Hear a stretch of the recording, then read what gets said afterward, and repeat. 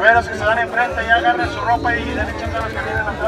are running from political problems in our country. I don't want to stay here in Tijuana. When we were called to a meeting at the National Immigration Office here in Tijuana and told that there was an influx of refugees coming to the city. In our mind, we thought that this would go on for 2 or 3 weeks and then it would be over. In a couple of days, we'll finish our 5th month of doing that.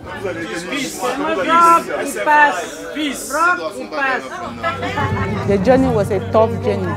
We just pray, we enter the U.S. That's our prayer, that's our wish. Only recently they began to say we have a crisis. I think it is a possibility of imploding.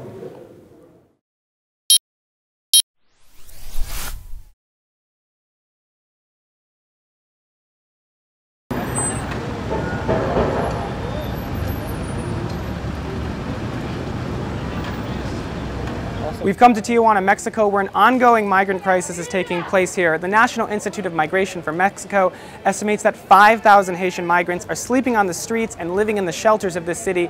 The Haitian migrants are fleeing harsh conditions that plagued Haiti in the years after the 2010 earthquake. First, they went to Brazil, where they found work in agriculture, in construction surrounding the Olympic Games. But now that the Games are over, Brazil faces its own share of political and economic turmoil, so the migrants are headed north in pursuit of a better life in the United States.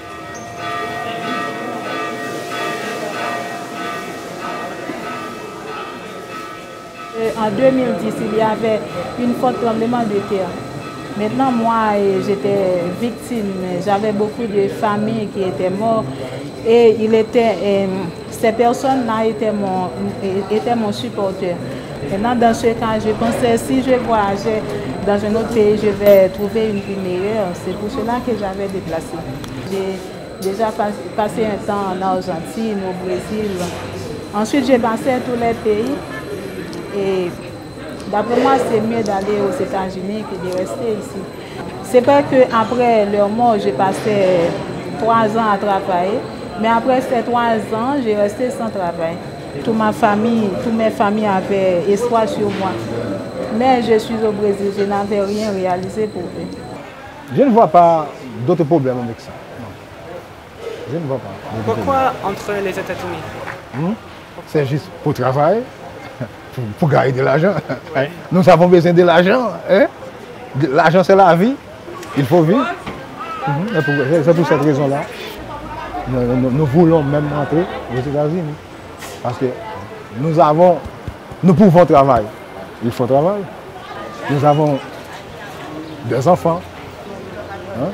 Il faut payer le collège, l'école. Moi, je suis marié. J'ai ma femme. Il faut prendre soin d'elle. Il faut travailler pour envoyer de l'argent. In our reporting, we listened to dozens and dozens of migrants tell us their story. They told us about a difficult trip north, dangerous conditions passing through Nicaragua, and communication and cultural issues here in Mexico. When we asked them to repeat that story on camera for an interview, most said no, telling us that journalists come in here day after day, but nothing changes.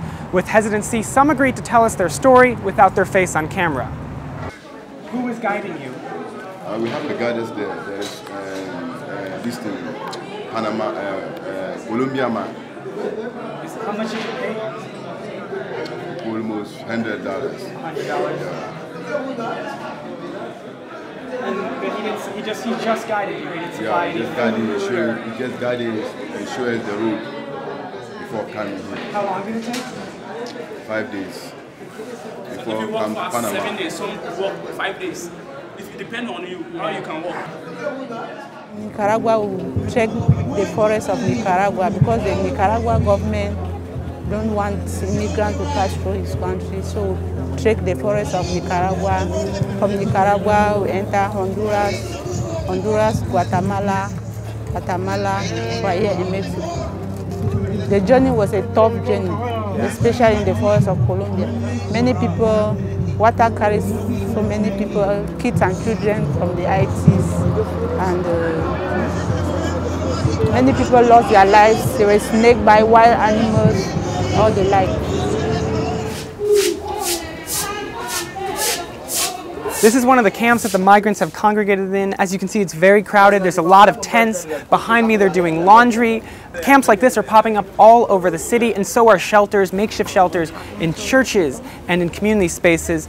We were talking with people who are helping out and advocating on behalf of these migrants, and it's not clear how much help the government is actually providing. Instead, it appears that a lot of it, the responsibility is falling on the churches, the community organizations, and the nonprofits themselves.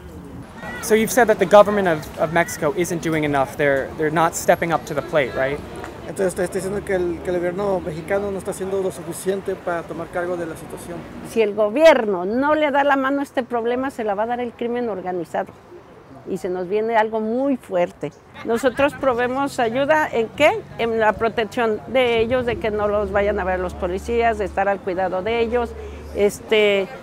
Todo el año pedimos a la gente, ya que nosotros no tenemos recursos, no nos ayuda el gobierno, ¿sí? Entonces nosotros vivimos a base de ayudas, como de ellos que vienen. Este problema es del gobierno federal.